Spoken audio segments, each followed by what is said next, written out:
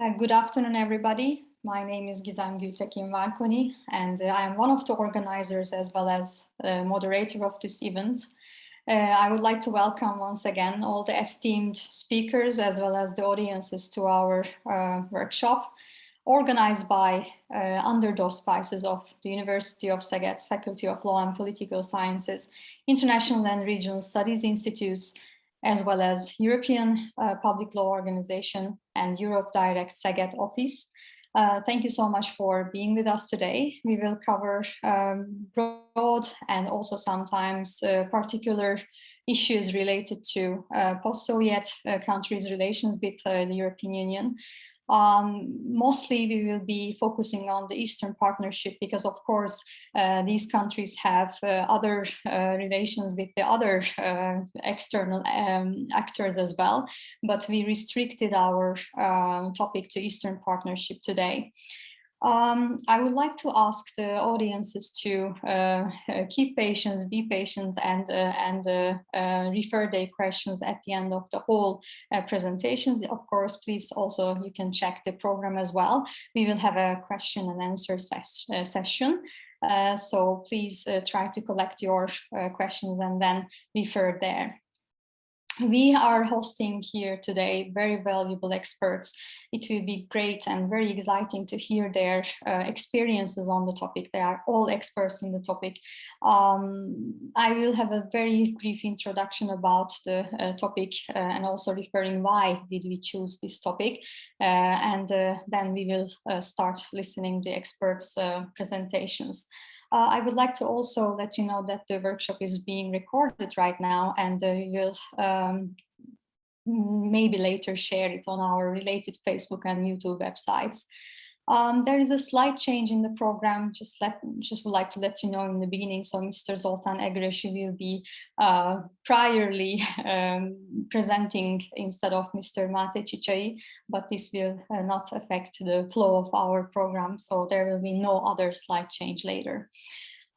So while we are talking about the post-Soviet countries, we all know that they have very different incentives and different characteristics. Their historical, cultural, internal dynamics, as well as their economic aspects, economic phase is quite different. When the European neighborhood policy was under the discussion, and right after that, when the Eastern Partnership was launched in 2009, of course, the EU also had a very different approach towards post-Soviet countries. With the starting and establishment of the European External Action Service, which is the institution, we can call it as an institution of the Eastern neighborhood policy and Eastern Partnership as well. It did great job, I think, to both assist to the High Representative and also in line with the works of the Common Foreign Security and Defense Policy as well as Eastern Partnership Policy. So while the things were happening and ongoing, the neighborhood policy as well as the Eastern Partnership policy was under revision and updated several times. This was, of course, based on different actors, different behaviors, and also some of the international events that happen within the region and outside of the region, but mostly raising conflicts, internal conflicts, and of course, external conflicts, especially Russia's behavior towards the countries in the region and their economic secession in this case were all very significant in identifying and updating the Eastern Partnership.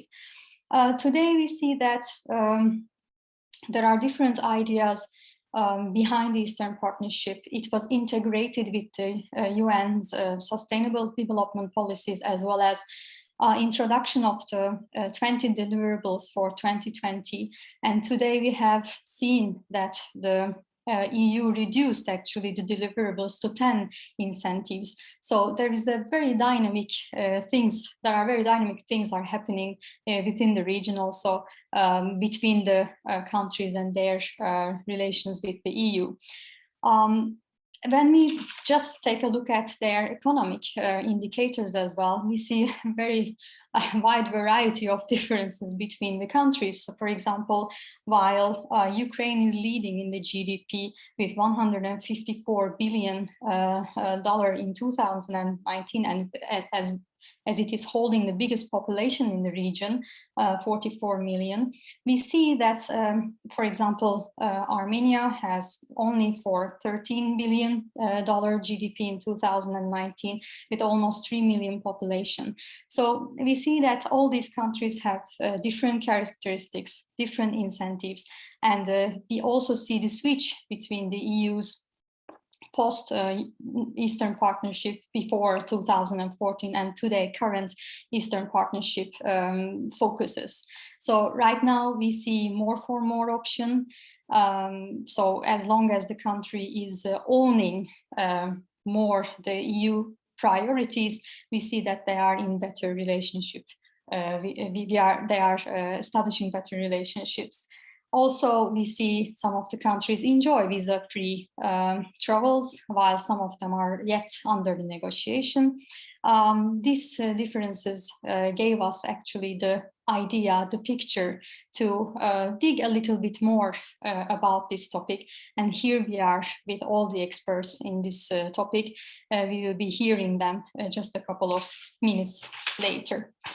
Actually, I wouldn't really like to go on with my introduction, and I just would like to give the floor to our first speaker, Mr. Nanobashvili. He's the former ambassador of Georgia to the Hellenic Republic, as well as to the Republic of Serbia. He is the Dean of the Caucasus School of Law of the Caucasus University. He is one of the directors. He's actually the director of the regional branch for the South Caucasus of the European Public Law Organization. So his experiences are priceless. We are really very valuable here to listen his experiences, and he will be talking about the EU accession prospects and challenges for Southeastern European states, Georgia, Ukraine, and Moldova. Dear Nanobashvili, the floor is yours.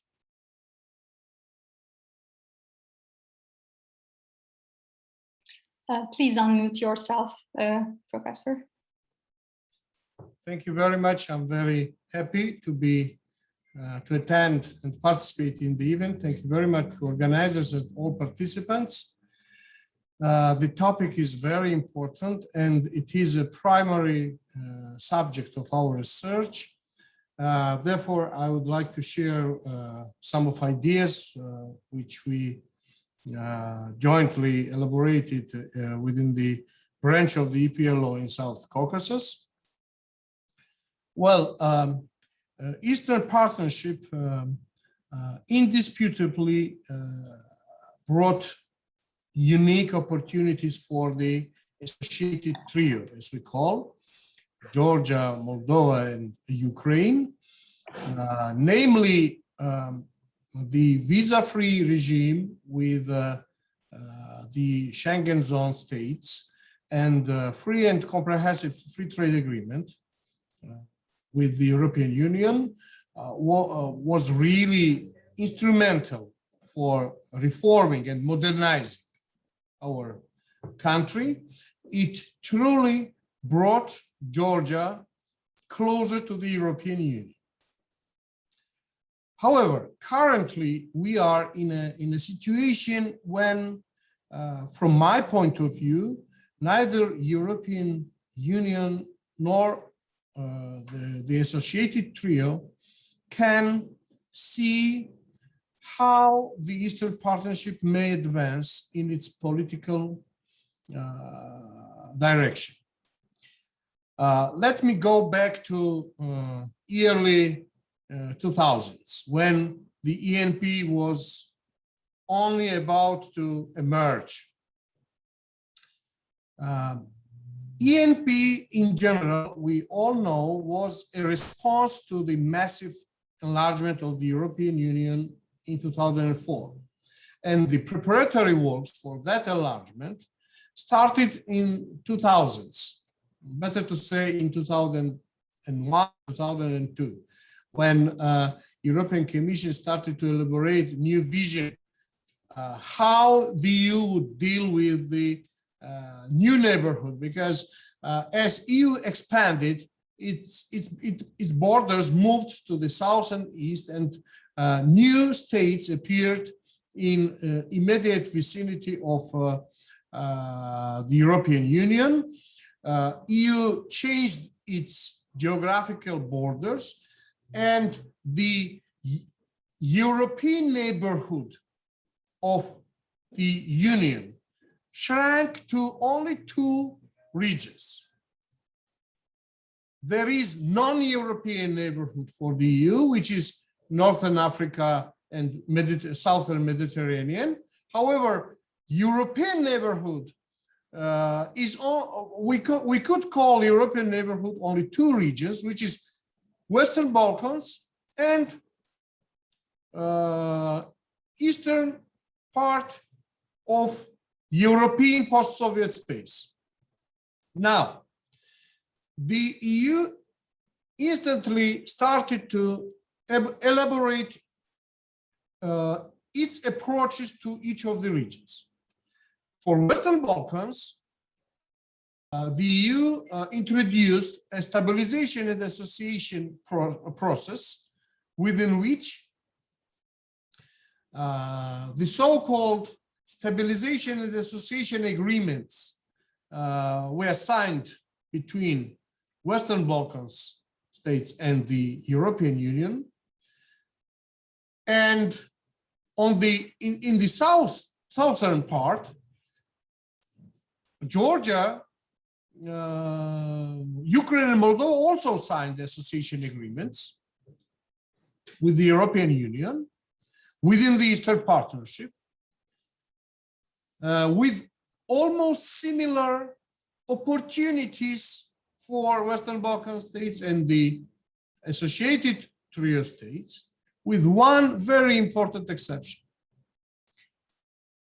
The Stabilization and Association Agreement precisely defined European future of Balkan states, whilst association of agreements with Georgia, Moldova, and Ukraine, what we call third generation association agreements. Because first association agreements were signed with the countries of Central and Eastern Europe, second generation with the Western Balkans, and third generation with associated countries of Georgia, Moldova, and Ukraine. So these third generation association agreements do not draw any perspective for these countries' eventual membership to the European Union. And this is the key issue. How those states which live and die for their European future may become attractive for the European Union, because the Eastern Partnership cannot deliver that. Despite its, again, I will underline, unprecedented benefit for the region, which opened doors, European doors, for many Georgian, Moldovan, and Ukrainian citizens, students, business people. Georgia can freely export number of products on EU market without any quantitative limitations, legally. Despite those benefits, there is only one very decisive element missing. And here, the Eastern Partnership has its limitation. It does not and cannot advance to the point to offer EU perspectives for the associated trio. Not a membership, but perspective, because it's very decisive for our region. We do not see ourselves in the European Union tomorrow, but we see eventually ourselves in the European Union, and it's not decided yet. Up until today, we never had any contractual relations with the European Union, which clearly could highlight eventual perspective to the Union for those regional states which identified European integration as the main political priority, main foreign policy priority. And Eastern Partnership cannot deliver that, because Eastern Partnership is evolved within the ENP, European Neighborhood Policy. And the European Neighborhood Policy is not designed to anywhere cross with the European enlargement process. This is the key point. And because ENP is not designed for that, now the European Union and its Eastern partners need to come up with some bold ideas and brave steps in order to come up with a solution to this. Because from my point of view, the associated trio can freely keep utilizing these very important deliverables and benefits of the Eastern Partnership, but at the same time, they need to engage into a process which will guarantee that the doors of the European Union never be closed in front of them. And they will, those doors, when the European project finalizes and fully realizes, the doors will be closed behind them. This is very important because, as you said, there are great challenges for those countries, not only economic, but because not everyone in the neighborhood is happy with such a desperate dedication of these countries toward the European values and the European way of development. Not everyone. Therefore, and those who are not happy with that try all kind of toolbox at their disposal to somehow prevent this process, be it military intervention or soft power, anti-European propaganda, various soft power tools. And in order to increase resilience of these states against such threat, they need a clear signal, and I will repeat myself, that the European project won't be finalized without them. They are Eastern European states, as stated by the association agreements, and they are still in anticipation of a formal recognition of that. This is also a question of identity. If you go to the documents related to the Western Balkans, you will see there that you always recognize, acknowledges the European identity of Balkan states because of everything, because of history, because of many factors. And the Eastern Partnership states, in particular the associated states and the associated trio, are still waiting for that.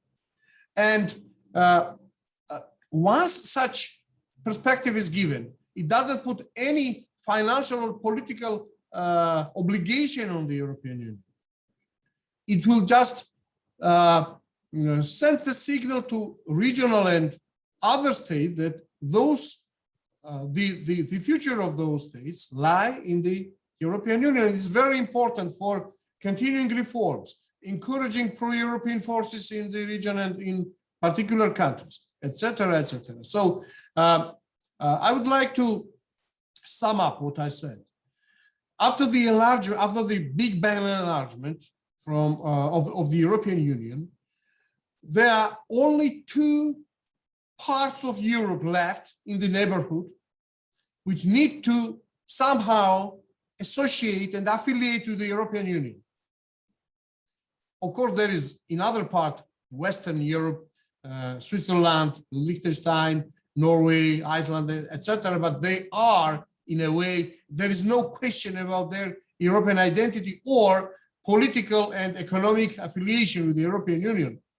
They are de facto Europeans. As for Western Balkans, they have guaranteed stance of the European Union that once they are ready, they will be part of the final European Union. And the remaining area is the space which these three southern Eastern European states occupy: Georgia, Moldova, and Ukraine, associated members, which are still in anticipation of that kind of signal from the European Union. Within the Eastern Partnership, it's not possible. Since it's been introduced in 2009, there is almost similar wording in each and every joint declaration of the Eastern Partnership Summit, that summit participants acknowledge European aspirations. And sometimes the European Union is even hesitant to welcome their European aspirations. Therefore, within the Eastern Partnership, it's not possible. So I think that parties have to show more motivation and enthusiasm to find a right solution to this process, to send that kind of signal of acknowledging their European identity by opening prospect for the EU membership for Ukraine, Moldova, and Georgia. That's what I will close here, and would be happy to answer any question the audience or participants may have. Thank you. Thank you very much, Mr. Nanobashvili. The question and answer session will be later on, so I would like to ask the audiences to collect their questions like I did. I just said in the beginning of the workshop that there is a slight change in the program, so we will move on with listening Mr. Zoltán Egeresi. He's a researcher at the National University of Public Service Institute for Strategic and Defense Studies. Also, he's an external research fellow at the Hungarian Institute for Foreign Affairs and Trade. He will be talking about relations between Azerbaijan and the European Union. It's not a coincidence, actually. He's right now in Azerbaijan, and he will be giving an overview about the EU-Azerbaijan relations by outlining the main frameworks and fields of cooperation, as well as the weak points within this relationship. Mr. Egeresi, the floor is yours. So firstly, thank you for this really nice introduction, and thank you for all of you that I could make this change, unfortunately or fortunately. So I will have a lecture after 3 o'clock. That's why I have to finish everything a little bit earlier. Anyway, so I have a presentation. I will try to share it. So can you see right now? Just only, okay, it's fine, it's fine. So let's start the beginning. A little bit, I would like to talk about Azerbaijan because it's really chaos-packed. How Azerbaijani foreign policy is framed, and Azerbaijan's main goals are really important vis-a-vis the European Union in order to understand the European Union and Azerbaijani relations. So just to outline the main important events during the last 30 years after the independence from the Soviet Union, Azerbaijan territory, the the western part of the country has become battlefield during the First Karabakh War, which was occupied by Armenian forces. And after this huge defeat, they managed to broker a ceasefire agreement in 1994 without a peace agreement, which made a really unsuitable situation for Azerbaijan. The biggest issue is that during the upcoming, probably 30 years or 25 years, the main aim of the Azeri foreign policy was somehow to regain this or liberate these territories, and that's why they opted for to create a kind of strategic independence by establishing good relations with the neighborhood. If we just have a look on the South Caucasus, we can see that really important, let's say, great powers or middle powers are encircling the whole region. We have Russia having a tremendous influence on the region. We have Iran next to the Azeri borders. Iran has a huge Azeri minority group. Even more Azeris are living in Iran than in Azerbaijan itself. And of course, we have Turkey, which has a rather positive stance, really, let's say, brotherhood stance towards Azerbaijan, which was a really key aspect of the last year's development. However, Azerbaijan, having these friendships and this situation, decided to join the non-aligned movement in 2011 in order to gain international influence and more positive views from around the world in order to regain its territory, or in order to find supporters in its endeavors concerning Nagorno-Karabakh. And as it was previously stated by Hikmet Hajiev, who is the chief foreign policy advisor, that Azeri foreign policy can be based on 4M, like multivectorism, multilateralism, multi-regionalism, multiculturalism, so everything which is somehow related to multilateralism and creating good relations in order to boost the country's international standing. That's why the European Union's relations with the European Union during the last 30 years were a key aspect for Azerbaijan, not just for economic and other foreign political reasons, but in order to gain some support from the European Union countries in order to regain its territorial integrity. Probably, and still right now, this is the main cornerstone of the Azerbaijani foreign policy. And finally, last year we got the Second Karabakh War, or 44-day war. I don't want to talk that much about it. Here you can see some nice maps about the development. So the western part, southwestern part of the country was occupied by Armenian forces. Sorry to interrupt, Mr. Egeresi. We cannot see if you're switching between the slides, unfortunately. Okay, so right now it's still, you cannot see anything, am I right? Unfortunately, the screen is frozen for me, at least. Okay, so I have another idea. For me as well, I only see the title page. Yeah. Okay. Yes, now it's moving. Now it's moving. It started to move, and right now you can see two maps. Can you see two maps? Yes, the two maps of the Second Karabakh War. Okay. So I will switch back, and then I change the slide. So here you can see these two maps. Yeah, and the south western part of the country was reoccupied almost during the last year war, and right now still we have no peace agreement, but we have a ceasefire agreement, even if there are hostilities and skirmishes at the Armenian and the Azerbaijani border, so the problem is not solved. However, the situation, at least for Azerbaijan, is much better than it was until the end of last year. And right now, the country would like to cement the situation and reach a final stability and stable peace agreement with Armenia and secure its territories. And that's why it's really would like to have international support from EU countries as well. And here we have a key aspect that during or after the first Karabakh War, the Minsk group was, let's say, monitoring or coordinating the peace efforts, and especially its three co-chairs, Russia, US, and France.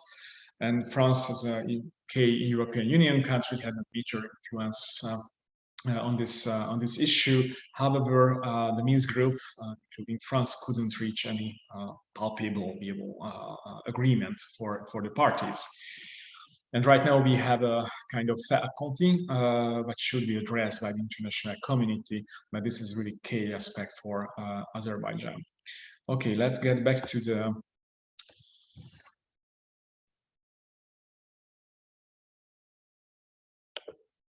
general framework. Here you can see the main agreements signed between the European Union and Azerbaijan. It started with the partnership and cooperation agreement in the late 90s. Later on, Eastern Neighborhood Policy, Eastern Partnership was launched.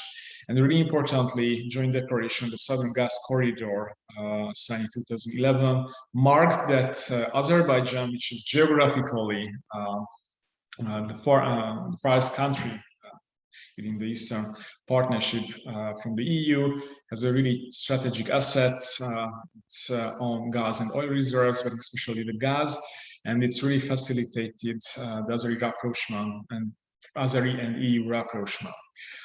Here it's really important to emphasize, and okay, I will switch to another slide.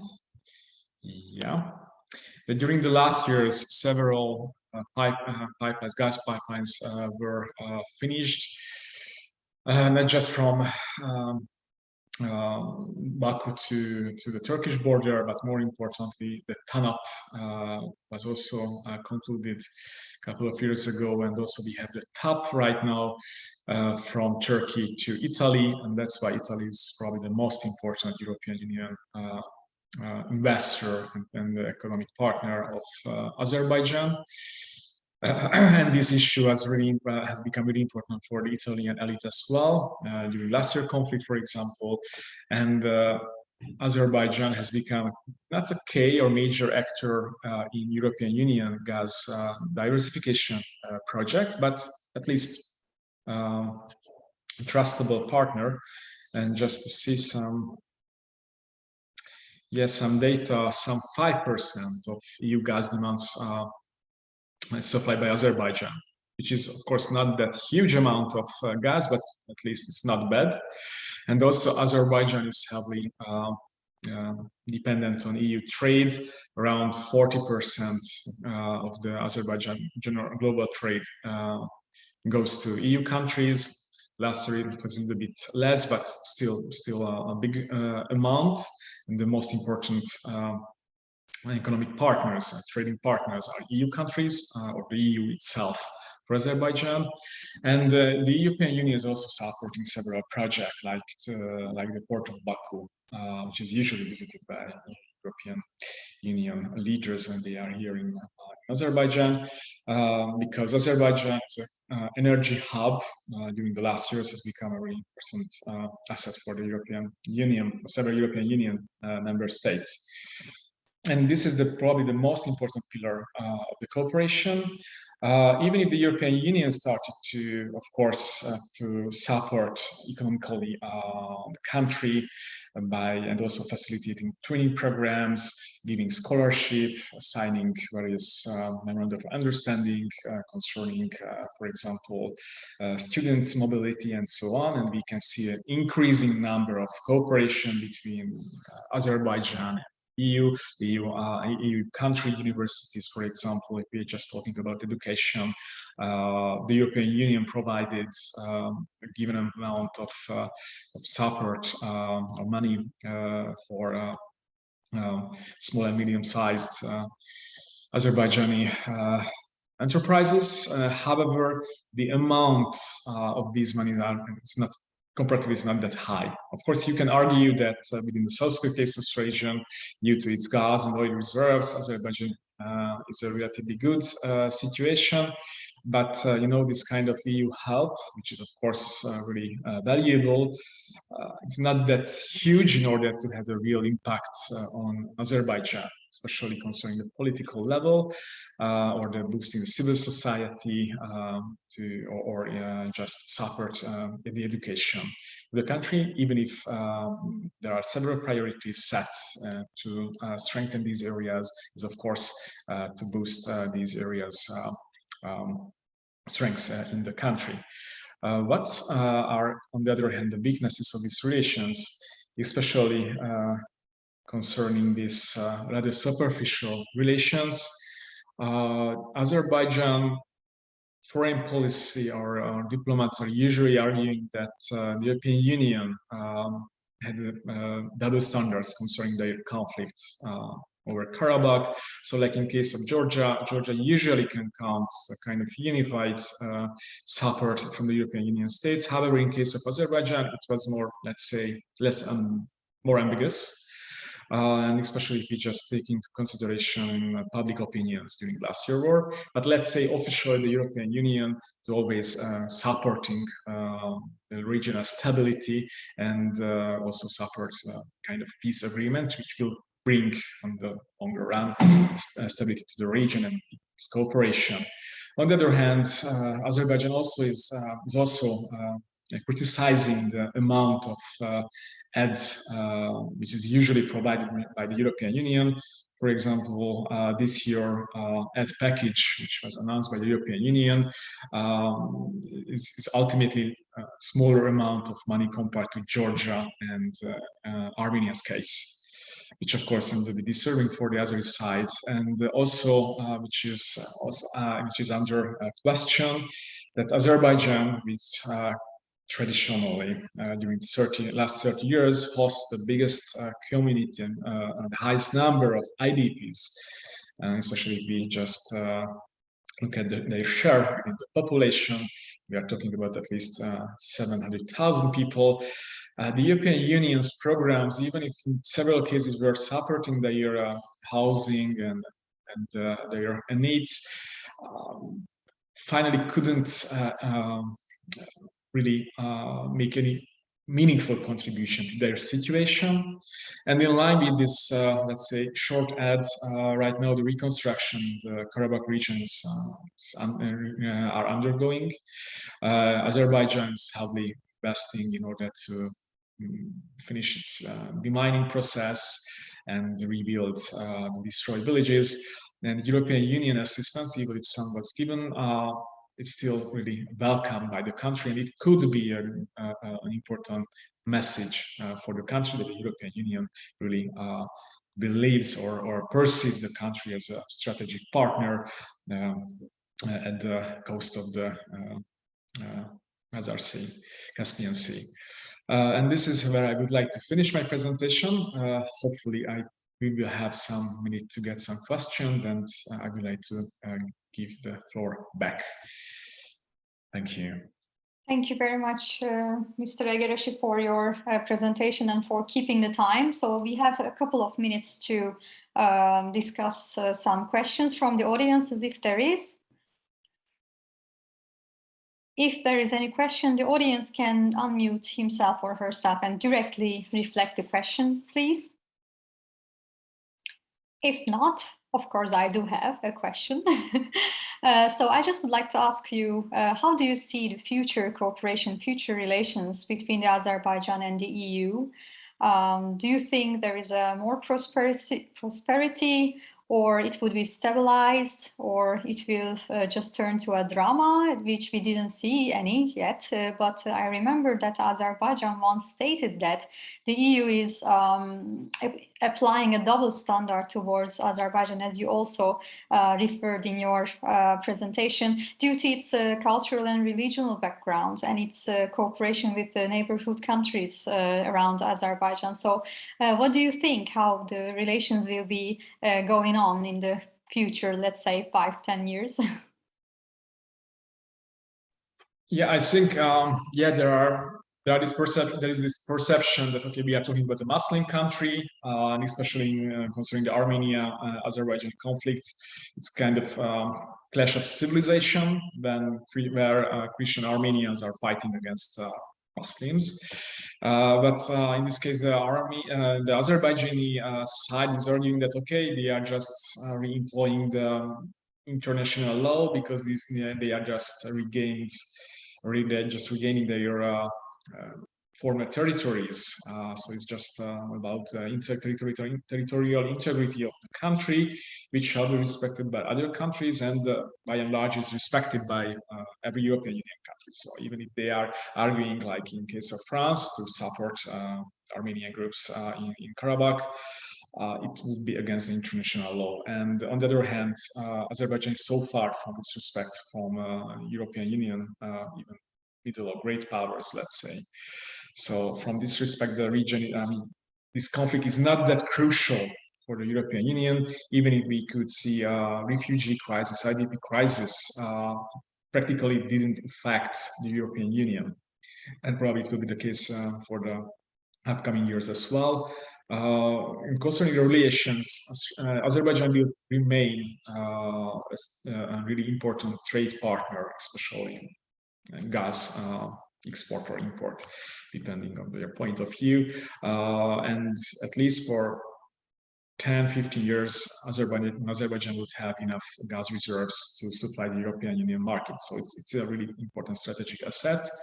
On the other, so Azerbaijan position will be rather favorable from this respect. However, the key issue is the stabilization agreement and the peace agreement concerning the Karabakh region, and it will be difficult to reach. Azerbaijan does everything in order to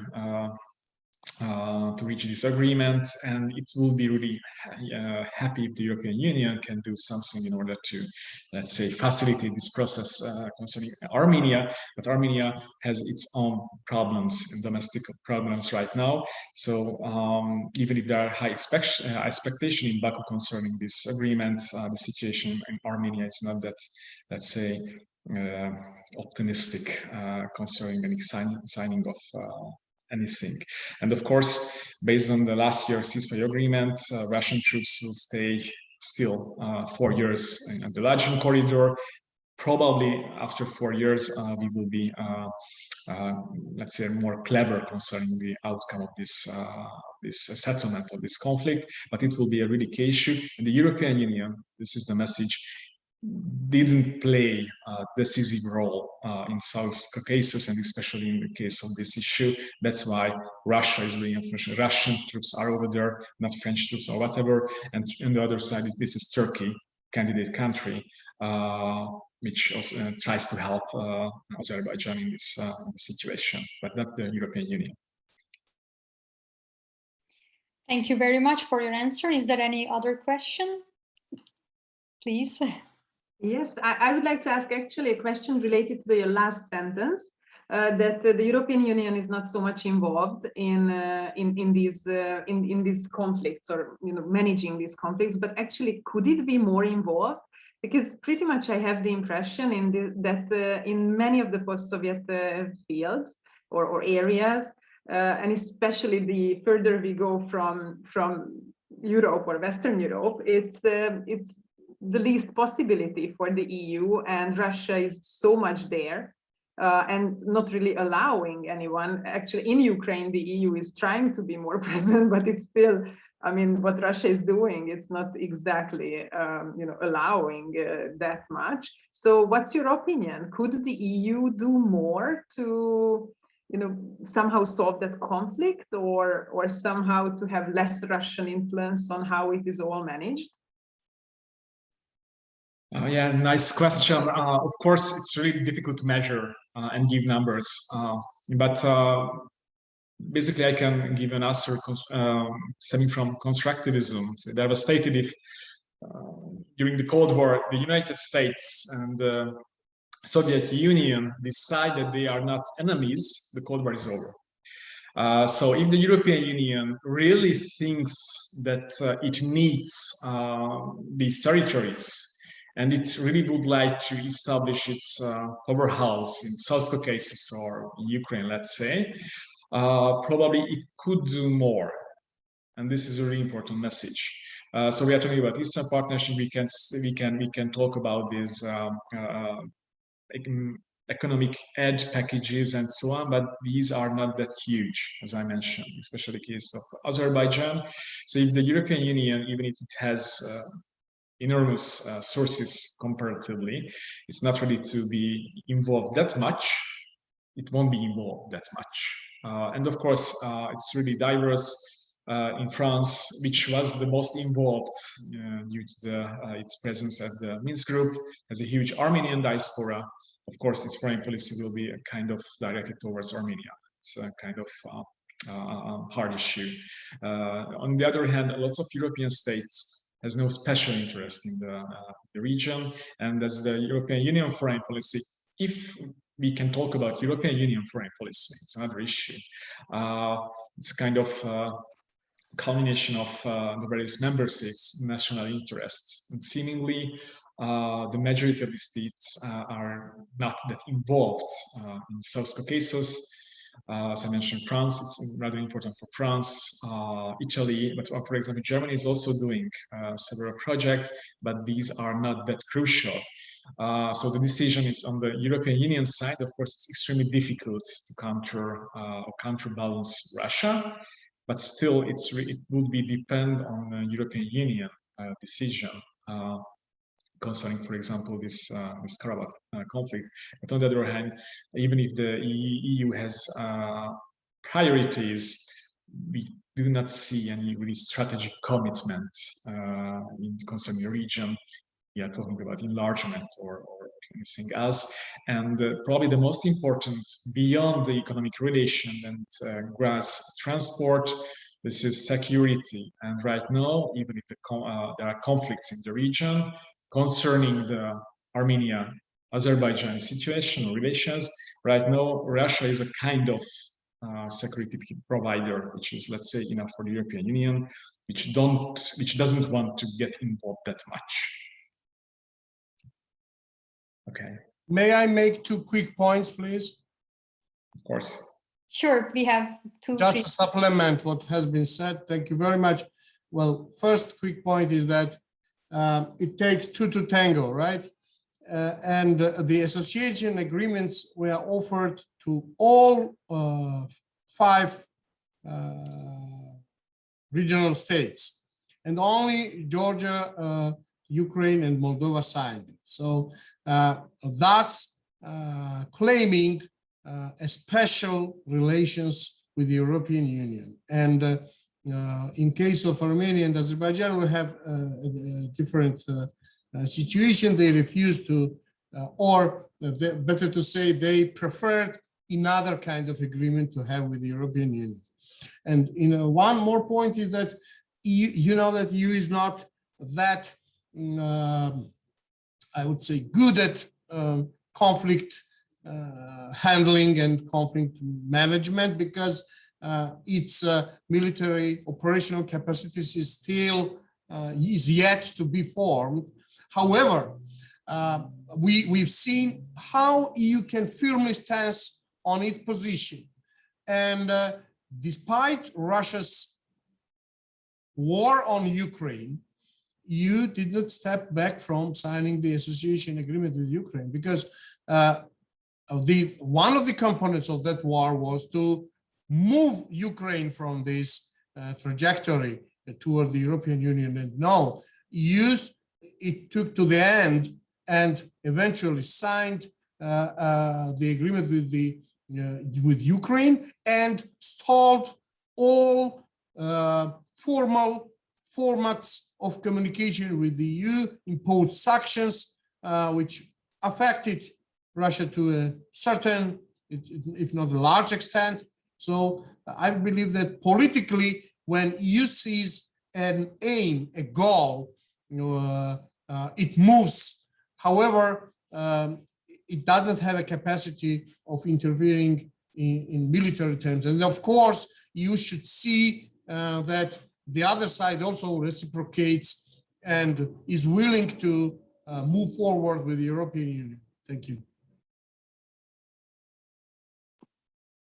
Thank you so much for your contribution, dear Mr. Nanobashvili. Further making our expert wait, Mr. Mate Chichai. We have honor to host him here today, like we have the honor to host the other presenters as well. But his title is maybe here very interesting to mention. He's a policy assistant to the Deputy Director General in charge of the Eastern Neighborhood. So from the heart of the issues he's coming, of the European Commission. He will be covering the reforms and investment that must be at the heart of the Eastern Partnership in order to build stronger economies and democratic institutions that deliver prosperity and that are resilient to destabilization efforts. Mr. Chichai's evaluation will be based on some of the events occurred in the last couple of years, such as the elections in Belarus, conflict between Armenia and Azerbaijan, the illegal annexation of Crimea and the war in the east of Ukraine.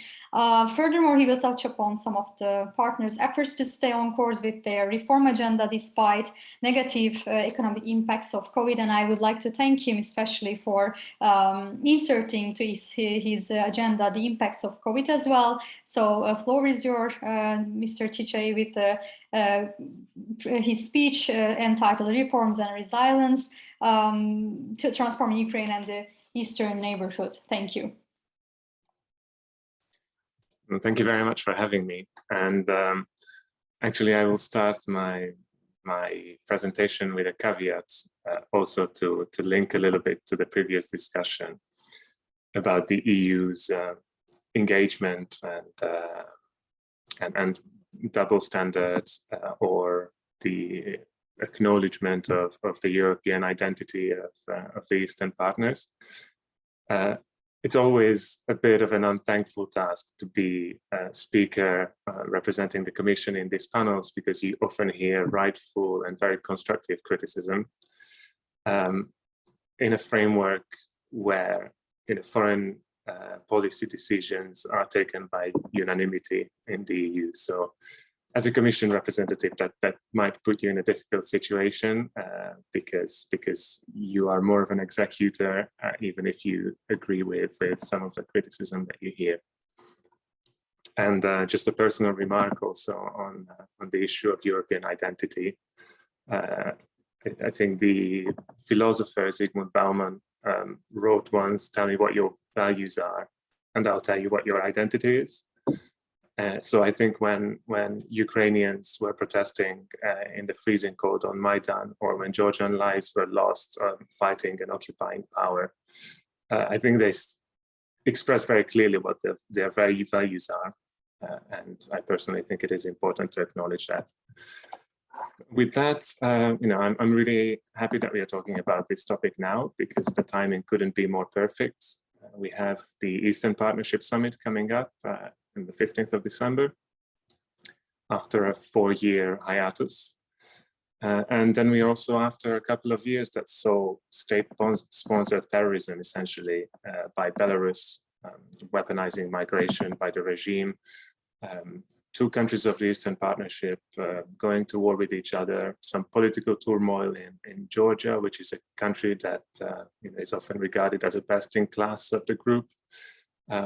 We still see, as you mentioned, the occupation of Crimea, and now, very recently, again, a military buildup on the borders of Ukraine, unfortunately. But at the same time, we also saw Moldova electing a pro-European leadership in parliament, and Ukraine also making quite a lot of progress on its reform path, despite COVID, under new leadership.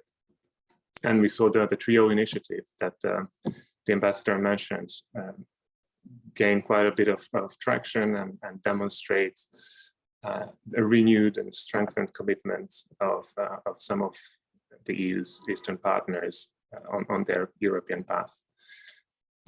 So I won't really focus on the history of the Eastern Partnership. I'll rather talk a little bit about how it has functioned so far and what the way forward could be.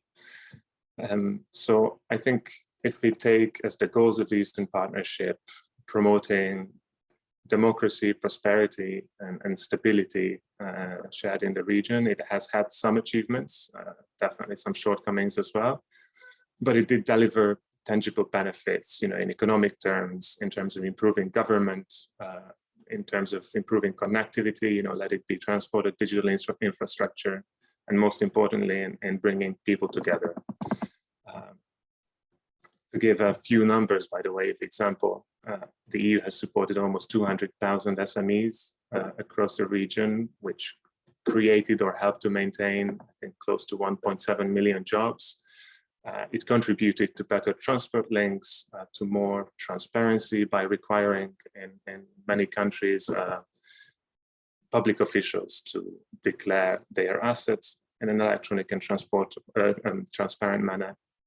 And it contributed to green investment in cities, supporting over 13 million people in 115 cities. At the same time, we also have programs like Erasmus+, which help tens of thousands of students get to know each other's culture from both sides, and also help thousands of researchers and academics establish links. And at the same time, we also saw with the COVID-19 pandemic, unfortunately, how the EU can help with access to vaccines, even though it might have not been as quick or to the volume that was necessary as many of us would have liked. But still, I think there was a clear effort from the side of Europe. And another example of that is the mutual recognition of COVID vaccination certificates, which is in place, I think, now with 4 of the 6 countries. And it I think does make life easier to a lot of people who have the opportunity to travel thanks to the visa-free agreements that we have in place with the associated countries. That said, there's definitely more to do in spreading economic prosperity. And on top of that, one of the biggest challenges perhaps has been doing a better job at promoting rule of law and supporting civil society and media pluralism. And I think it's important that now we reflect a little bit on that and draw the lessons and see how the EU can do more to help our partners, and how our partners can do more to redouble their efforts. And this is also very much the spirit of the renewed agenda that is now under discussion of the Eastern Partnership, which is built around 2 pillars, essentially. One is investment, and the other one is governance. And I think these are indeed the most important issues. And we very much hope that this approach is also going to be endorsed by the summit in December. On the investment side, this new agenda involves 2.3 billion euros under the Economic and Investment Plan for the Eastern Partnership, with the potential of mobilizing 17 billion euros in public and private investment. And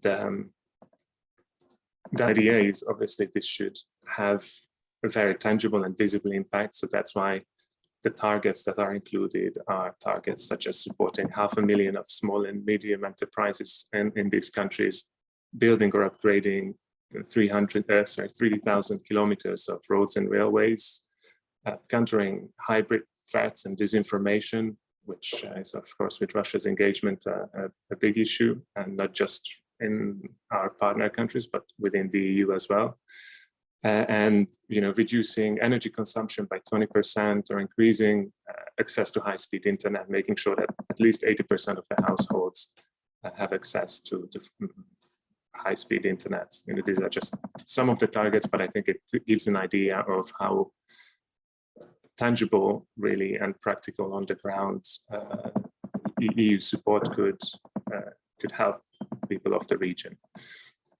And all these goals contribute to some more abstract ideas, which we call the 3 Rs. It's recovery, resilience, and reforms.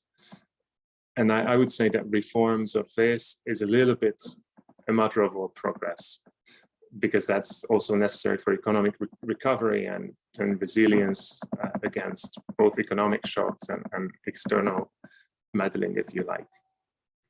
And because no amount of infrastructure will compete with a predictable business environment where courts function well, everybody's equal in front of the law, public services are easily accessible online, and in general, you have an environment that is conducive for businesses to invest, and where they can feel their investments are protected. And of course, with that comes also a functioning civil society to keep those in power in check. And I think this makes for an environment that benefits a stronger economy. And so I mentioned in the title of my presentation, Ukraine in particular, partly because up until very recently, I've been working on Ukraine. So it's let's say it's the country I know best from the region. And partly because I think the path they have traveled since 2014 is a good example of what these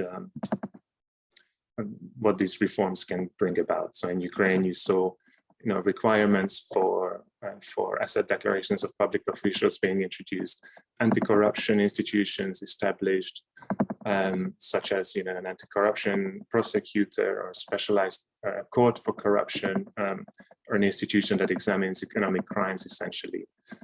Ukraine is also has become extremely good at digital issues, and especially digital public services. I must say, I was quite impressed as well on the occasions that I was there. And they also undertook a broad range of sectoral reforms by reforming their energy sector and opening their land market, for example. In Ukraine for 20 years, people couldn't buy or sell agricultural land because of the bad experience that they had with essentially, a small group of people putting their hands on the assets of the country after the fall of the Soviet Union.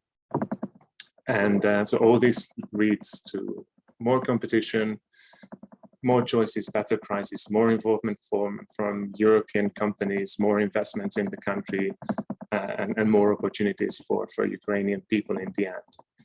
Of course, this kind of process and progress with reforms is rarely linear. Most of the times it's one step or two steps forward, one step back, but that's still progress nevertheless. We still see, to stay with the example of Ukraine, the struggle of reforming the judiciary, or the extent to which the judiciary alone can block reforms in the country.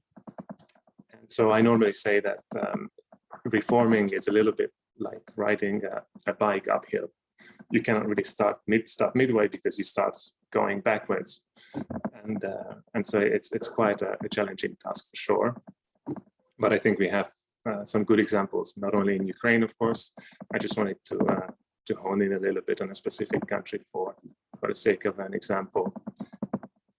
And overall, I think what we see is that the positive impact of the Eastern Partnership is bigger the closer the countries are associated, or the closer they cooperate with the EU. So I think that the trio countries who have an association agreement and the DCFTA with the EU, you can see that they benefit a lot more economically, because their economies are much more closely intertwined with the EU's. In the case of Ukraine, I believe it's about 40% of trade that is done with the EU. For Moldova, it's more than half. For Georgia, it's close to a quarter. And the number of companies that benefit from trade with the EU is increasing massively as well. And the aviation agreements that we also have in place with some of the countries, for example, now with Ukraine, at the EU-Ukraine summit, the aviation agreement was just signed in October. And from a very personal experience, before that period, when you wanted to go to Ukraine, at least since the start of the pandemic, you had to change in Vienna or Frankfurt or Warsaw. It was a solid half a day to travel from Brussels to Kiev. And the week after the aviation agreement was signed, 2 direct flights opened up between Brussels and Kiev. So I think it shows the potential in practical and economic terms that this kind of cooperation can have. But I think this economic prosperity comes not just with the economic integration, it comes with the legislative approximation that makes this integration possible. That means taking over EU rules, that means strengthening institutions and strengthening their independence. And especially in the associated countries, what you see is that some of them, I would argue, are closer to Europe in their legislation and in their framework of rules than some countries of the Western Balkans that have an enlargement perspective. So that's important to keep in mind. Of course, reforms and bringing your institutions and economies and legal system closer to the EU is, I think it's a benefit in itself. But of course, we have to keep in mind that there might be some disparity in that sense. And lastly, reforms also help resilience, not least towards Russia. What we saw, for example, in Ukraine was that after the DCFTA, the free trade agreement, entered into force, exports from Russia to Ukraine, exports from Ukraine to Russia fell from maybe 25% or quarter to below 10% very quickly.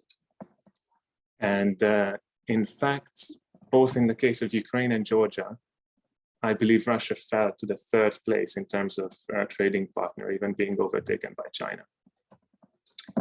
And it's not just a geopolitical orientation, or it's not just because of politics that it should count, but simply because if you take an example like winemaking, which, for example, I'm a big fan of Georgian wine,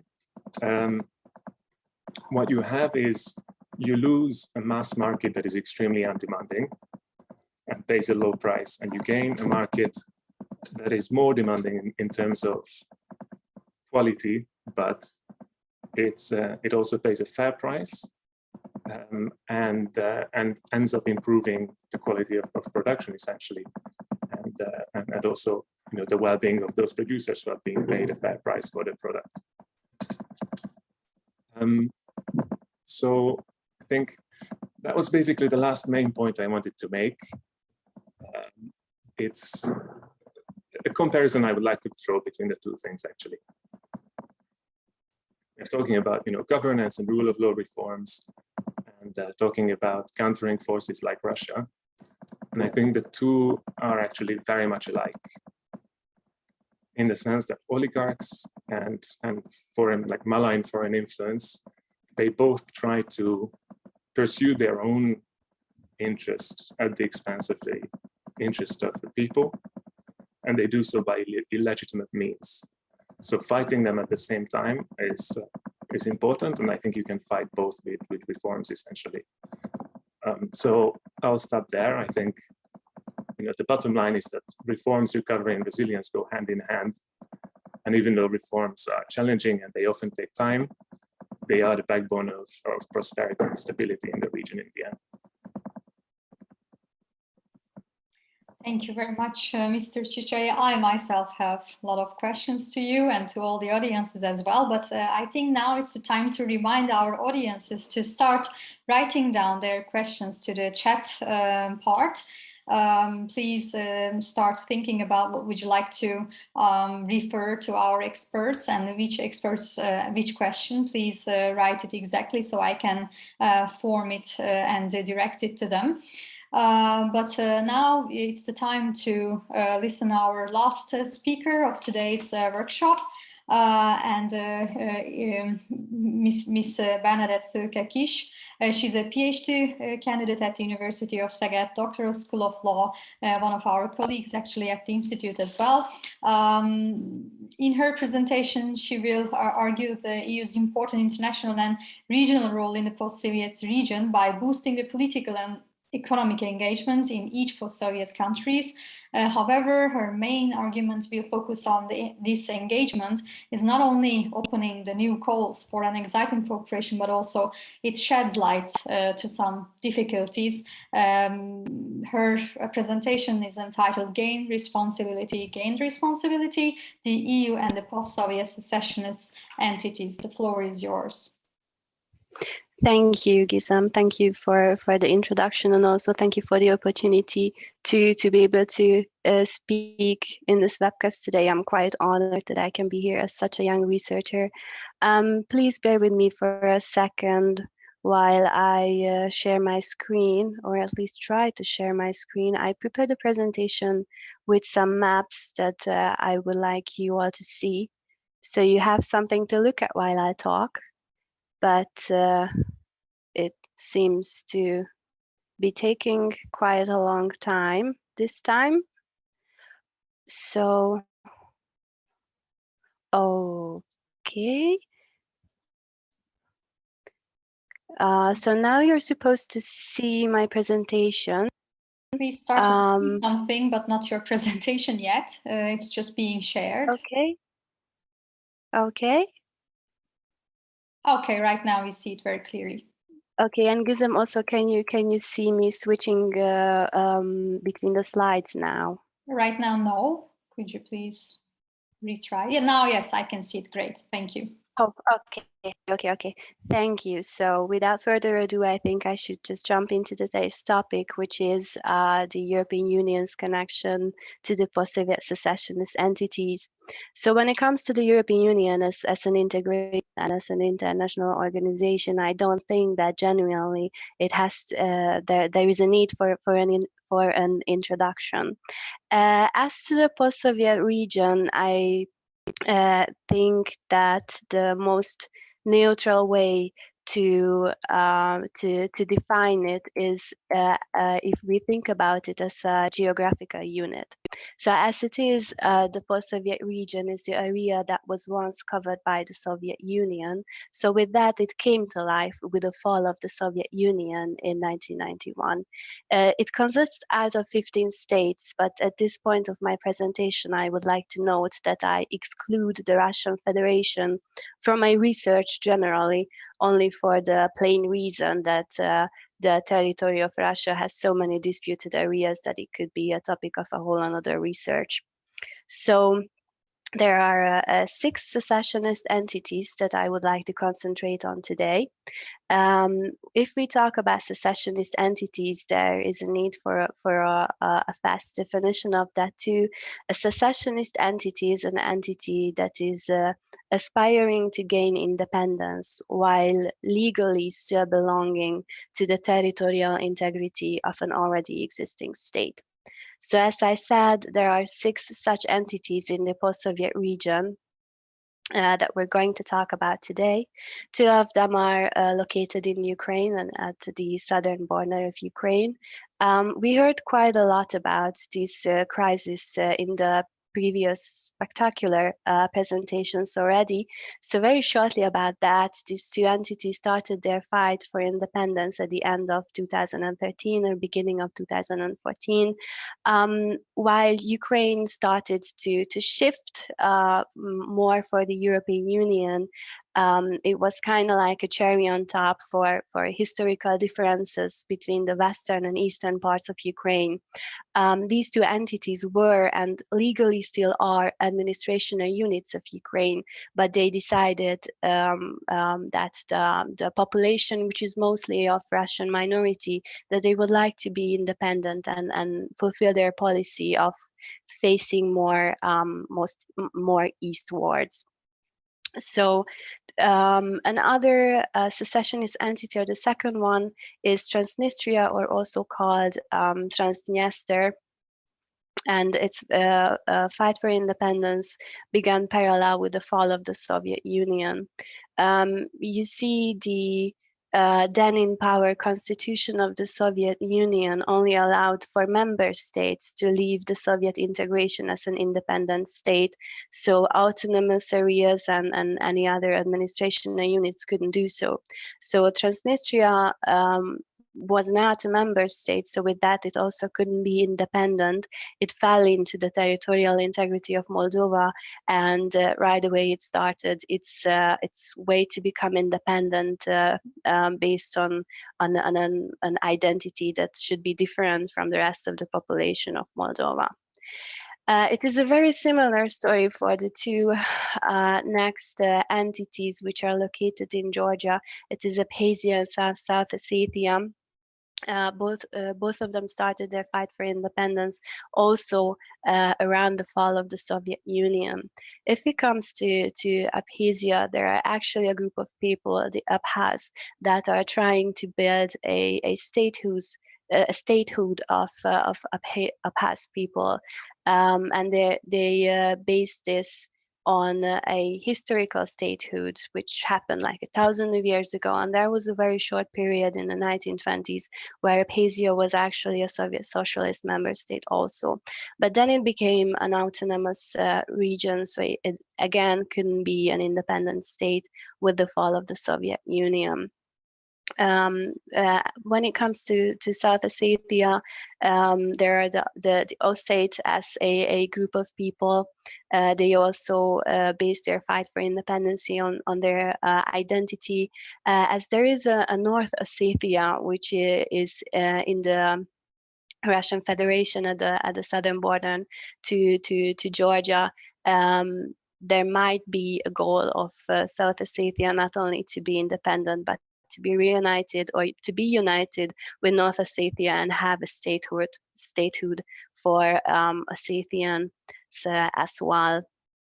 And then last but not least, there is Nagorno-Karabakh, which is an Armenian enclave in Azerbaijan.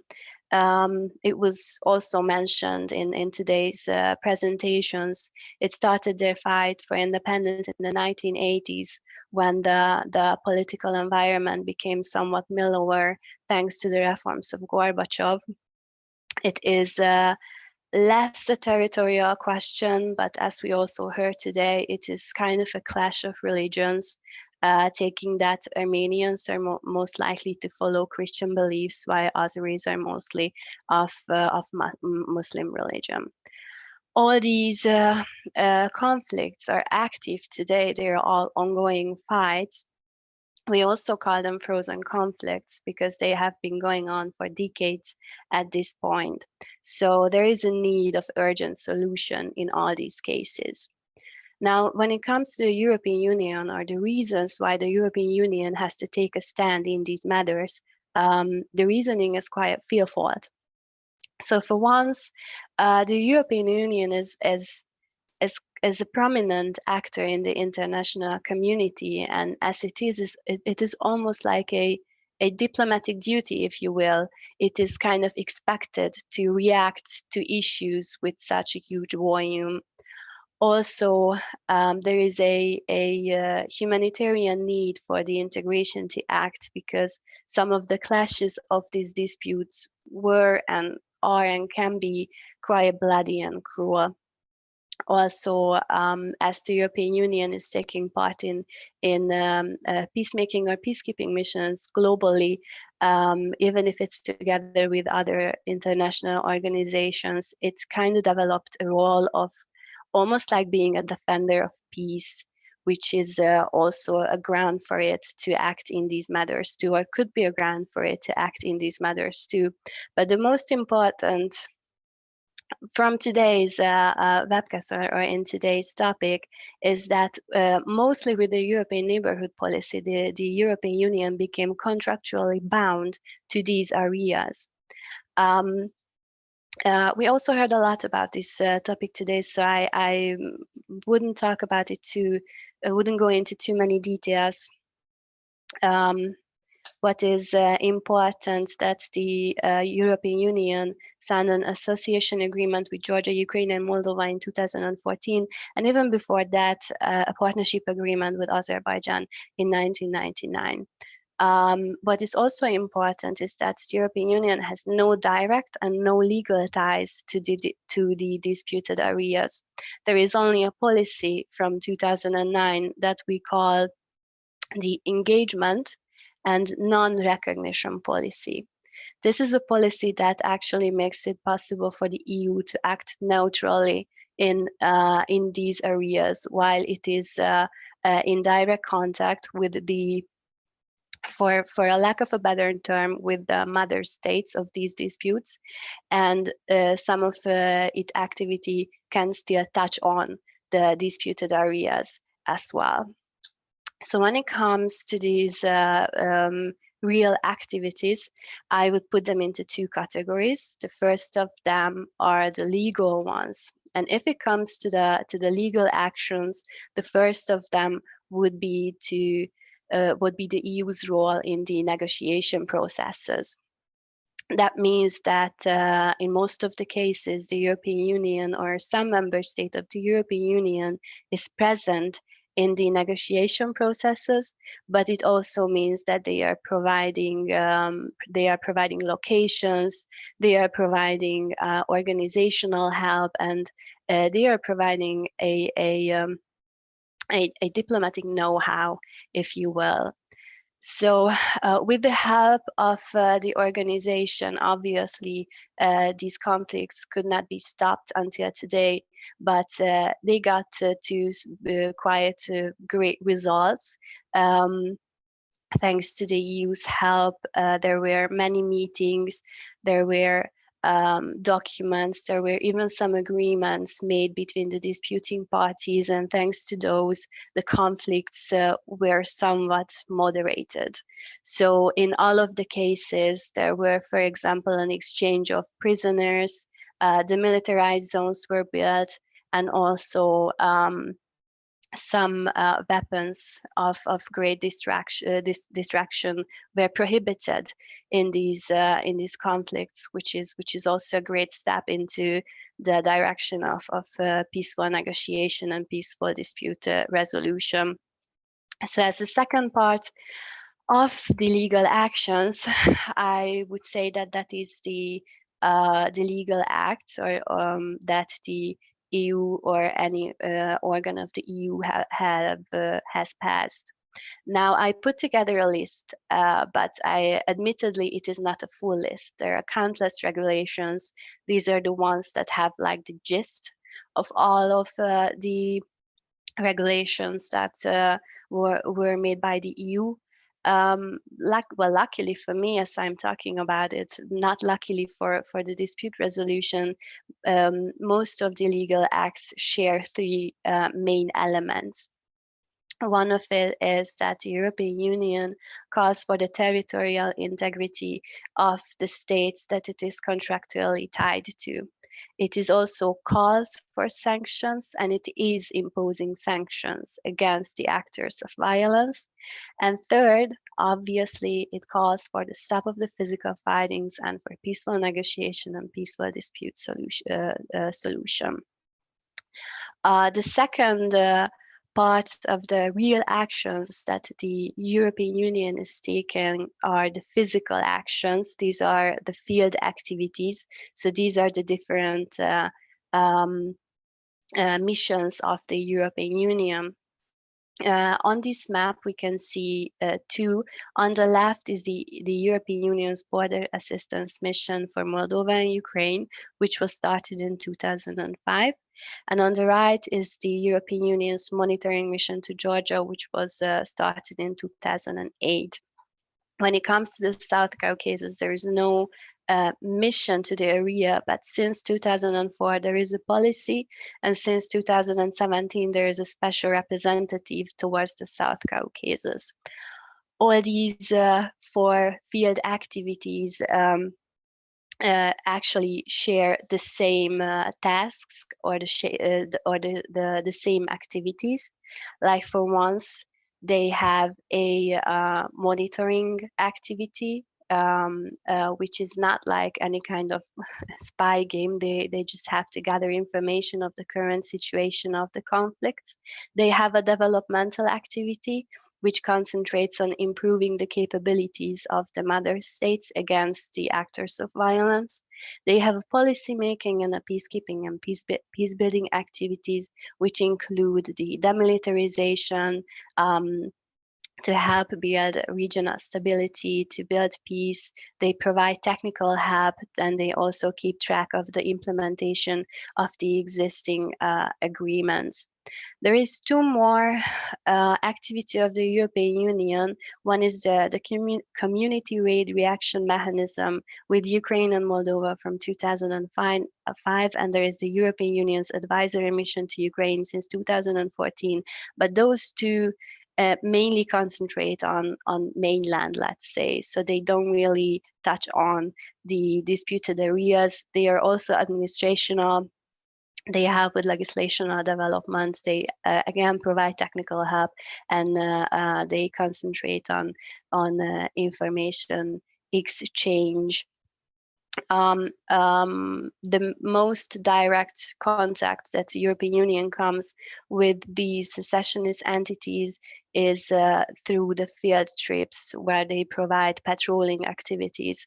But it is very important to note that not only the European Union is staying aloof from these entities, but some of these entities also prohibit these patrols of the European Union of entry into their territory.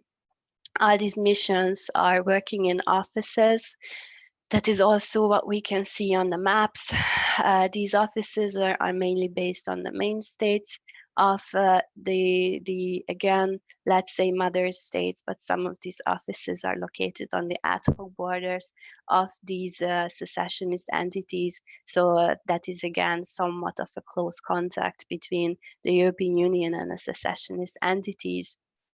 But all in all, there is really no direct role and no direct contact and God forbid, no legal ties between the European Union and the secessionist entities. Like the organization only concentrates on the participants of the neighborhood policy and in the participants of any other cooperation or form.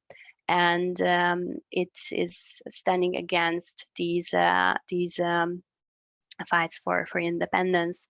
So to conclude and to try and answer the question that I myself put into the title of this presentation, I would say that these areas are obviously a gain for the European Union, because if we think about the motto of the integration, like we are all united in diversity, not only the main states, but also these areas have so much richness culturally and historically and socially. And if these disputes could be really put to an end and resolved peacefully, they all could add to the European Union throughout these cooperations a lot. If it is a responsibility, obviously it is a responsibility, but in my opinion, if we sign any legally binding document, it comes with a certain responsibility. So partially because of that, and partially also because of all the reasons that I listed why the European Union was expected to take a stand in these matters, I would actually argue that it is a gained responsibility. It is a gain and it is a responsibility, but they don't particularly come hand in hand in this question. So thank you for your attention, and again, thank you for the opportunity, and I would be happy to answer any of your questions if anyone happens to have any.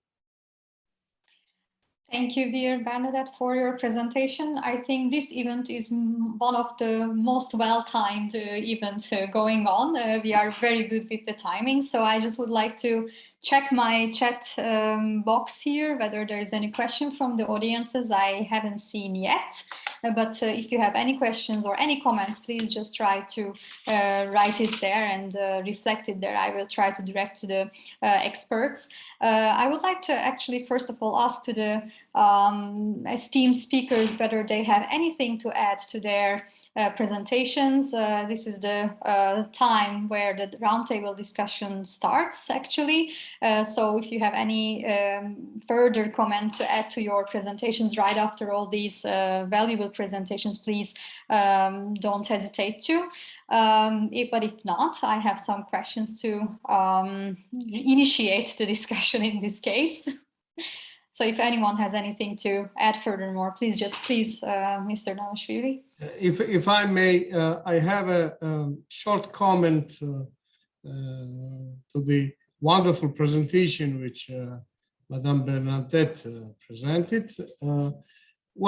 It's quite risky to name those war-torn and war-affected territories in Lugansk, in Abkhazia, and elsewhere as a fighters for independence, because we all know that those military confrontations were orchestrated, inspired, funded, supplied by a very aggressive regional power.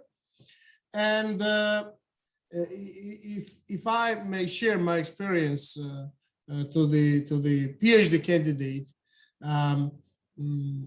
those areas are turned to a military basis, Russian military basis, which lacks any international observance. There is no international presence on the ground. And even UMM, which you mentioned, Russian military border guards do not let the UMM representatives to cross the ABL, administrative boundary line, as we call. And it's hard to speak about any society, any civil components of those areas. And just to bear in mind that those areas are very far from any state-related entity, be it social environment or governance. So just that's what I wanted to shortly make a comment. Thank you. Bernadette, would you like to react? Sure. Well, first of all, thank you very much for your comments. When I say fight for independence, I say that without any romantic feeling. So I actually don't believe that those entities are near to become a state at all. But like legally, if we look at their actions, like I have to put it into words what is going on, and they are like secessionist entities. They are trying to lift those territories out of the territory of the again mother states or the main states. So I understand your comments and I owe you them, and thank you for that. It's just all that I wanted to say in my self-defense. Thank you very much. We found a common ground in this case. If there is no question from the audiences, then I would like to initiate mine. And I would like to start with, as the case of the series of the conversation. So my first question will go for Mr. Nanobashvili. You actually stated very clearly in your presentation that the Western Balkan states are one step closer to the EU's accession, let's say, and building up a better relationship in this case. On the other hand, the other countries, actually Armenia, Azerbaijan, etc., they are one step backward than Moldova, Georgia, and Ukraine. I would like to ask you, what do you think, what to do and how to do from the EU's perspective to deepen this relationship and satisfy these trio's necessities, and vice versa, what the trio should do in order to engage EU more, engage EU's more attention to the territory. Of course, we bear in mind the territorial distance as well, but let's leave it away for a while and then focus on the gain in this case. Thank you. Thank you very much for your question. Well, I would put this way, the Western Balkan states are not one step ahead. They are on the track, on the right track. On the other hand, the Eastern Partnership states, associated trio, because I'm not speaking about the countries which have some hesitation with regard to their future in the EU. Association trio is on the right track too. This is Eastern Partnership track. But the problem is that those two tracks never cross each other. And the Eastern Partnership, despite its very ambitious and very, very unique benefits which it brings to these countries, cannot fully meet the ambitions of associated states. But that's a small problem, small, big problem for those states. What to do?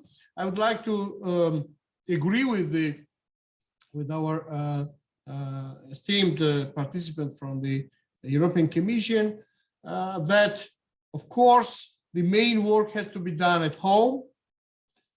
Those states truly know what they are supposed to do from legal point of view, from administrative point of view, from economic point of view, from the point of view of human rights, rule of law, basic freedoms and fundamental freedoms and rights, what they have to align with.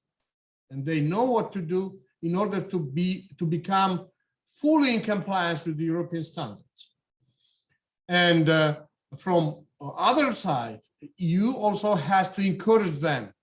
They may, it's a matter of interpretation, and sometimes we use constructive ambiguity. Those kind of wordings and phrases which may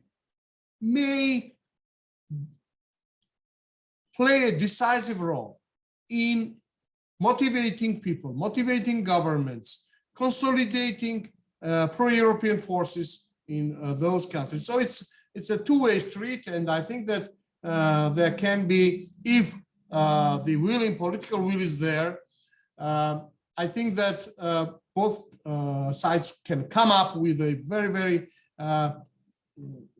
smart solution to that, to keep those states, associated states, within the European project, and not outside, not in the neighborhood, but within the European project. That's very important for Ukrainians, Moldovans, and Georgians to feel that when the right time comes, no one knows when it comes, but once they are ready, both sides are ready, because accession is not only about the applicants. The EU also has to have an absorption capacity. This is another condition for accession to the European Union.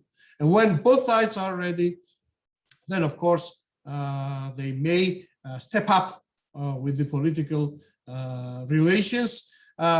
I would like to use this opportunity and apologize, because I have another commitment and I have to run to that. And I would like to express great satisfaction and gratitude for inviting me and for letting me be part of this project. I will stay in touch with you.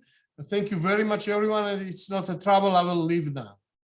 Thank you very much. And it's not a trouble, but I also let Gizem to say. Yes, thank you very much. Thank you very much, Mr. Nanobashvili, for accepting our invitation and separating some time. Anytime. It was my pleasure. Thank you. Thank you very much. Goodbye. Goodbye. Mr. Chichai, would you like to react something? We are recording, so he can watch it later as well. So no hesitation. Yes, thank you very much. Even if the ambassador had to go, I think it's important to react to that. I'm the first one to say I wish the EU could be a lot more encouraging towards the Eastern partners. But I think it's also important that we don't fuel false expectations, because that only leads to disillusion. And I don't think that's going to help the membership perspective of those countries. And it's also not going to help the current enlargement fatigue in the EU. So I think it's more useful and more constructive at the moment to be realistic about what is possible and what is not possible on the medium term. Even more so that I think we have a lot of positive prospects to focus on, because the association agreements that the EU has with Ukraine, Moldova, and Georgia are the most ambitious agreements signed by the EU anywhere in the world. And they are also very flexible agreements that can accommodate their increased ambition over time. And this is what's happening in many cases. With Ukraine, we are in the process of a common review of the objectives of the agreement. And in many cases, essentially, they can become part of the single market and enjoy the full benefits of being part of the single market, even without being members. So there is so much more potential there in these agreements that we can reap on the short and medium term, even without a membership perspective. That I think it's more constructive to focus on that, especially seeing how the enlargement process is going in the Western Balkans at the moment. You know, there are explicit provisions, for example, of these countries integrating in the area of telecommunications or transport into the EU single market, and that can bring immense benefits. And you know, I think before the 2004 enlargement, maybe the end of the 90s, I don't think a lot of people would have thought it possible. So, or you know, maybe at the level of rhetorics, the ambition was bigger than in the hearts of people. And so I think it's also important to keep in mind that whatever the realism is of enlargement towards the East today, this might easily change in a few years. And I think it's more constructive to talk about it than to keep our partners in a limbo or in uncertainty and promise things that we cannot deliver on. Thank you so much for the constructive answer. Actually, while we were holding these discussions, we all talk about actually what to do, how to make EU more engaged, and how to engage the parties to engage with the EU more. So we are talking about engagement and more prosperity, more development. But I was actually thinking that there is no such a question, what if the EU was not there? So we see the positive impact of the EU in the region, even though for some parties, as they think it's not enough, there could be more things to do, or there could have been more things to done. We can see that EU's presence is quite representative there, quite impactful there, quite positive there. And there are some few issues to maybe solve just to boost the discussions and engagements more in this case. This is what I just wanted to comment after these two discussions. But I have a specific question. Please, Ms. Alay, please. If there are other questions from the audience, then I would be happy to let them ask. I see not yet any question on the chat box, but... Oh, okay. Okay, so then my question would be, and maybe sharing a not so secret information with the others, that Gizem is from Turkey. And I was wondering if the story of Turkey as being you know, in this really long accession or a neighborhood and you know, what kind of special relationship with the European Union. So can it happen that actually maybe with Ukraine, something like this might be, you know, happening in the next decades? That, like, can we make forecasts that, okay, we understand that several of the post-Soviet countries are like Azerbaijan, it's not even a question whether they join or not or anything like that. But for example, with Ukraine, it's a really difficult question, how to have Ukraine closer. And can it happen that we will see a very big fatigue on the side of Ukraine if the European Union is not, you know, strong enough and powerful enough and at, you know, really at their place? And I know the Turkish story of, you know, like what was done and what was not done, and also all those questions. It's just, to me, it seems a little bit similar story with the Ukraine being torn between two powers, geographically and historically and all of those, like Turkey was or is. And can it happen that in all these fights in the region, actually the European Union does not have so much possibilities? Or, you know, we haven't spoken about Belarus yet, but it's even, I mean, it's the same, really close, just next to Poland and the Baltic states. And and whether there is any possibility of changing the route of things, how it is happening, and of course with Belarus it's even let's say worse than with Ukraine. So Mate, what do you think, or Bernadette, what do you think? Can it happen that in several decades we will not really see any change in the relationships, but we might see a change in society in those countries and in the foreign policy of those countries, and maybe turning all of them towards different positions, or outside of EU powers, like Russia, definitely, or maybe Turkey, in the sense it's close to several of those, not Ukraine, but generally to others. So what do you think? Should I go first? Yeah.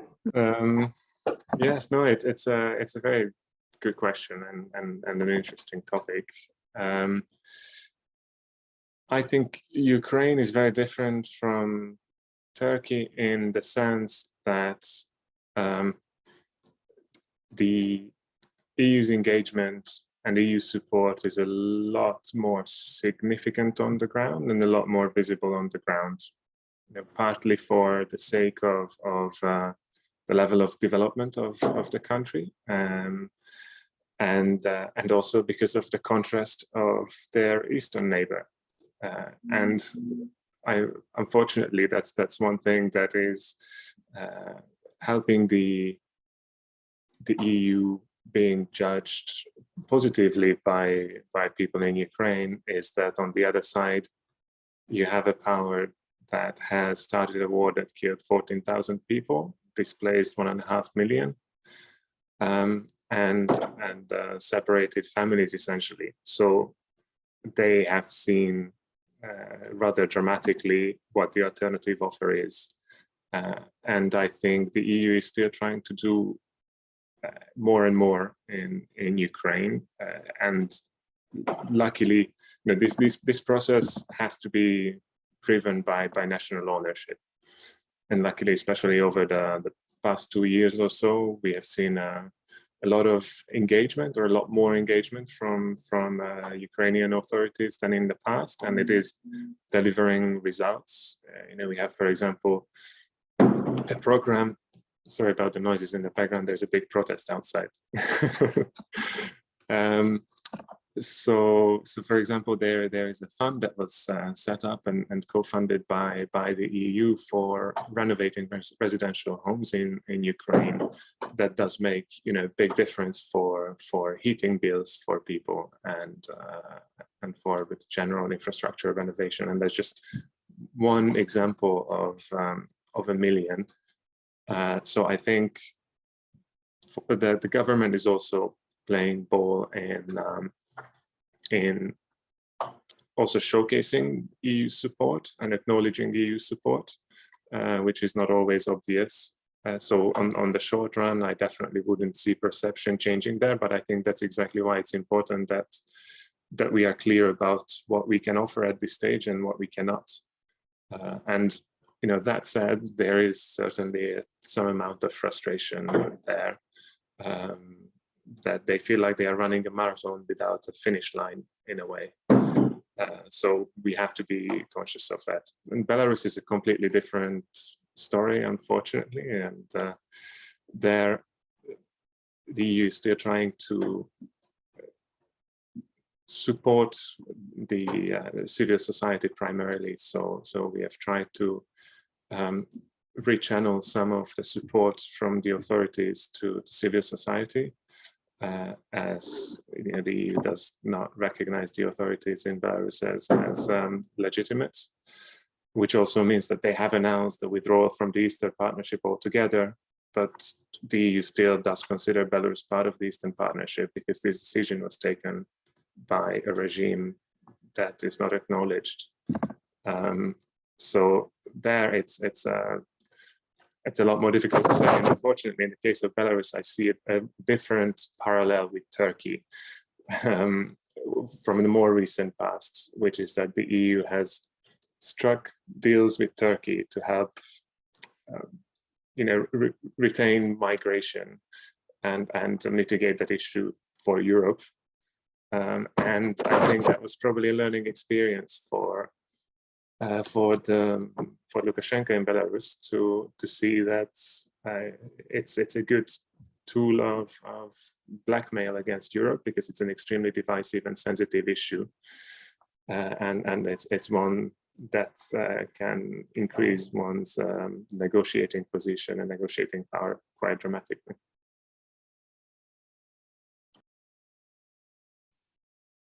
Bernadette, would you like to react something? Sure, thank you. Well, I could only add to the part of the question according to Ukraine. I agree with both of you. First, in a sense that Ukraine has a historical role of being like a bridge between the West and the East, and it is being torn apart because of it today. It is trying to find a way to float between the two huge units, but obviously it has to shift somewhere, and for me it seems at least that it's shifting a little bit towards the EU. And I also agree with that the European Union has a more prominent presence in Ukraine these days. It's a little bit more pushing in cooperation, and hopefully, like I would say that there is a hope that with time also Ukraine will open a little bit more to the West. As we look at statistics, the younger generation is a lot more pro European Union and pro West as the older one.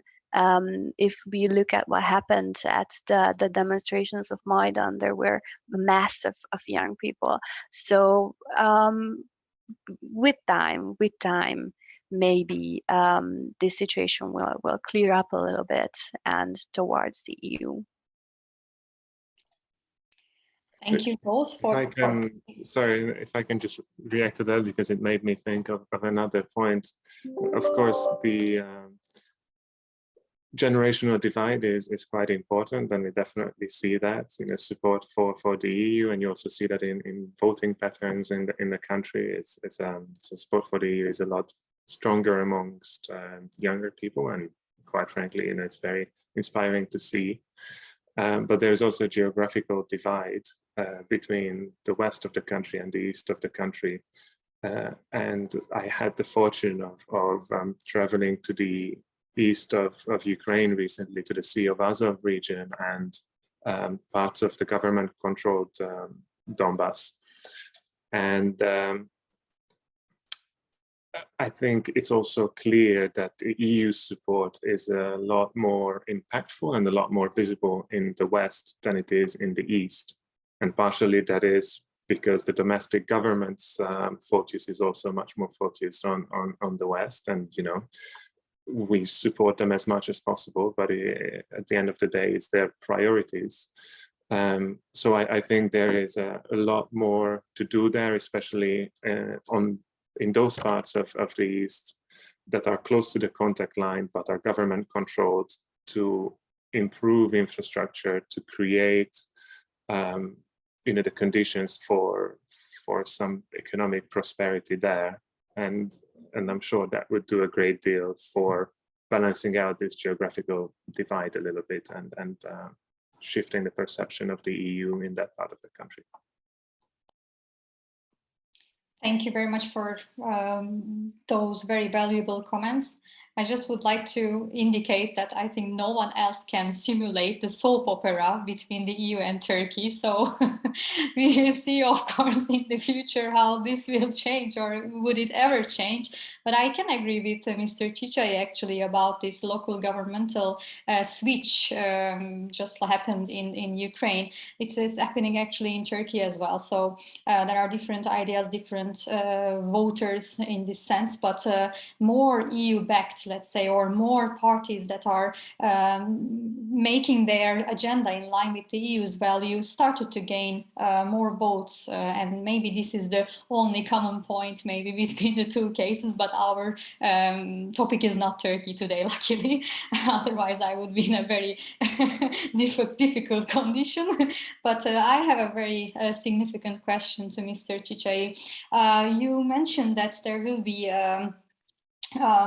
Eastern Partnership Summit in December, and we are all aware of that, very related to today's discussion as well. I just happened to realize that actually in the beginning of the Eastern Partnership, historically, just if you think, the intensives, so the aims were more general, like boosting democracy, rule of law and human rights in the region. But time by time, and as we are close to current situation, we see more specific aims, like boosting internet, high-speed internet, for example. This is very specific agenda, very specific aim, and it is happening actually at the same time. Do we expect at next year Eastern Partnership Summit such agendas like this, more specific? So a little bit of tips, if you can share with us what will happen in the 15th of December? So first of all, I'm still just cautiously optimistic. I really hope there will be a physical Eastern Partnership Summit, because unfortunately the COVID situation is not really evolving in a very encouraging way. And yes, no, I agree with you. I think it is partly, the objectives becoming over time more specific and more tangible, because at the beginning it was more of a concept that existed initially at the level of rhetorics. And I think as we built up all this experience over the years and established these frameworks of cooperation, like the association agreements with the countries, then once that framework was set up, it was easier to start filling in the blanks. But partially, I also think that it's a matter of just communicating better what we do. And it's a broader issue for the EU as such, that we use these big kind of abstract concepts and words that don't mean much. And I'm guilty of that myself, having used the word resilience, which I think is awful. But it maybe helps us in a discussion like this to explain a broader overarching concepts. But I think it's very important that we communicate what we do on a more granular level and focus on actual specific projects. And what we have now as part of this new agenda that was agreed with the partner countries one by one, and that we hope will be endorsed at the summit, is essentially a basket of flagship projects. So it's a small section of the entire cooperation that we do with the country, but one that is very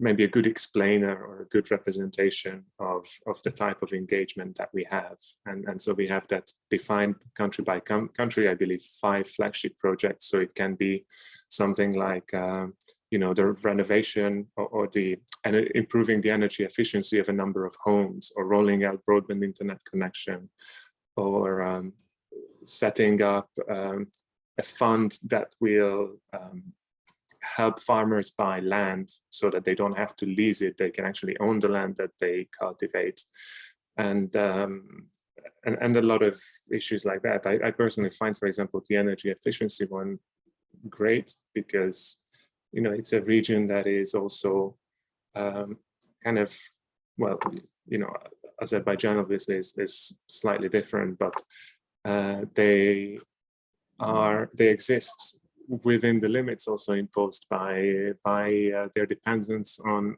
Russia and Gazprom as their energy supplier. And the cheapest energy, after all, is the one that you don't use.